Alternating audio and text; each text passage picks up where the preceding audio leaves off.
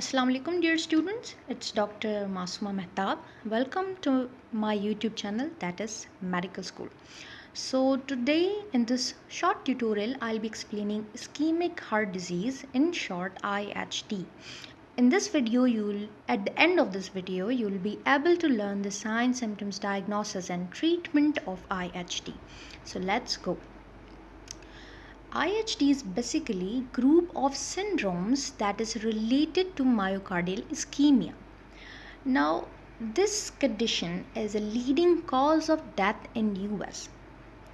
This ischemia happens usually due to atherosclerosis, which means atherosclerosis is the main and the most important cause of IHD. Now, atherosclerosis or this plaque usually obstruct the artery and may lead to ischemia. Now, ischemia leads to angina. It can lead to myocardial infarction, sudden cardiac death, and chronic heart disease. In this lecture, I'll be explaining angina and myocardial infarction. So let's begin with angina. Angina is a type of chest pain caused due to reduced blood flow to the heart. That means obstruction is a very important cause of angina. Now remember one thing, this obstruction is never complete. It's always partial. Angina, that's why angina is a symptom, it's not a disease because necrosis doesn't take place in this condition. Okay. Angina is characterized by sharp chest pain that radiates to the back, shoulder and jaw. Types of angina, we have stable angina, unstable angina, PRINZMETAL or vasospastic angina. So let's go with the stable angina. The stable angina, which is also known as typical angina. It usually occurs due to exertion and emotional stress. That is to say, when the patient exercises or he is in emotional stress, he may develop angina, and that is the most common type of angina. Now, in this type, there is greater than 70% of stenosis in coronary artery due to atherosclerosis. So in this condition there is subendocardial ischemia which is seen in ECG. So what do you mean by subendocardial ischemia? When there is ischemia but the ischemia doesn't go through the entire thickness of the muscles, cardiac muscle. So that is known as subendocardial ischemia. It presents as chest pain that lasts less than 20 minutes and it is relieved by nitroglycerins.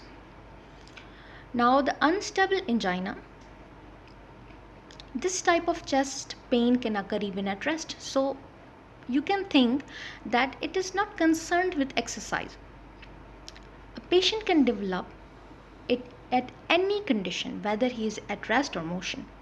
So it occurs usually due to rupture of atherosclerotic plaque. So whenever there is plaque rupture, there may develop unstable angina, and that is somehow complicated condition. I'll be telling you a bit later. So in this condition again we have subendocardial ischemia that you can see in ECG. Now this is the point that it can lead to myocardial infarction. As I told you that the plaque can rupture, and whenever the plaque ruptures it can block the artery. If it completely obstructs the artery, then myocardial infarction is a complication of unstable angina. Now we have PRINZMETAL angina, which is also known as vasospastic angina. It is a chest pain that is again unrelated to exertion. Now this is caused due to abnormal spastic contractions of coronary artery that supply the heart muscles. In this type, transmural ischemia develops. Now, transmural ischemia, if the ischemia has gone through entire thickness of cardiac muscle, then we can say that is the transmural ischemia. Now, it is also relieved by nitroglycerins and calcium channel blockers. This is the pictorial representation of angina. So I have told you about the stable angina, in which there's atherosclerotic plaque is the main cause, and there's greater stenosis which is greater than 70%. Okay, then unstable angina, that is due to the rupture of plaque. So thrombus or emboli can cause unstable angina, and then we have PRINZMETAL variant angina. In this case, there is spasmodic contractions of the coronary artery. So here we have completed the angina. Let's go to the myocardial infarction. So myocardial infarction begins when there is necrosis of cardiac muscles that is caused by complete obstruction. As I have told you, angina occurs due to partial obstruction and myocardial infarction occurs due to complete obstruction. Now, this infarction usually involves left ventricle and right ventricle. Generally, these atria are spared. Now, here you can see that the left anterior descending artery that supplies the anterior aspect of the left side of the heart. This artery is the most common cause of myocardial infarction, which is also called as LAD. And then the second most cause is obstruction in the right coronary artery that supplies the anterior aspect of the right side of the heart. So both of these, and circumflex artery can also cause obstruction and can lead to the myocardial infarction. So these three arteries are main and most playing the role in myocardial infarction. So types of myocardial infarction depends upon the types of ischemia. So we have two types of ischemia, we have two types of infarction. So in the case of subendocardial infarction, there will be subendocardial ischemia. Again, I have told you that this doesn't go through the all layers of cardiac muscles, but if it is gone, then that will be transmural infarction. Okay, so what will be the clinical features of myocardial infarction? So there will be severe crushing chest pain which will last more than 20 minutes. The pain will radiate to the left arm and jaw. Diaphoresis, that is a medical terminology which is used for the excessive sweating. Dyspnea, that is shortage of breathing. The symptoms are not relieved by nitroglycerins. Now in this slide you can see the two main differences, that in the case of myocardial infarction the pain lasts more than 20 minutes, but in angina it was less than 20 minutes.